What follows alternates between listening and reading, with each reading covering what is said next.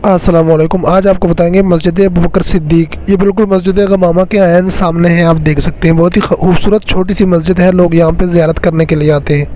ये भी उसी अंदाज़ में जो है इसको तामीर किया गया है और इसमें अब तक वो पुराने दौर की लकड़ियाँ जो है वो लगी हुई है। ये मस्जिद गमामा के बिल्कुल सामने मस्जिद अबू बकर सिद्दीक है। ये यहाँ पर सऊदी हुकूमत ने ये मस्जिद इसलिए बनाई कि ये जो है हज़रत मोहम्मद सल्लल्लाहु अलैहि वसल्लम ने यानी हुज़ूर सल्लल्लाहु अलैहि वसल्लम ने यहाँ पर ईद की नमाज़ अदा फरमाई, तो इस वजह से जो है वो यहाँ पे इस मस्जिद को तामीर किया गया हज़रत अबू बकर सिद्दीक के नाम से।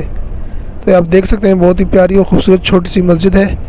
बाहर से भी आपको दिखाई है, साइड से भी आपको दिखा देते हैं। जब भी आप उम्रे के लिए आए, अल्लाह आपको लेकर आए, तो यहाँ पे आप लाजमी आए, इस जगह की ज़ियारत करें।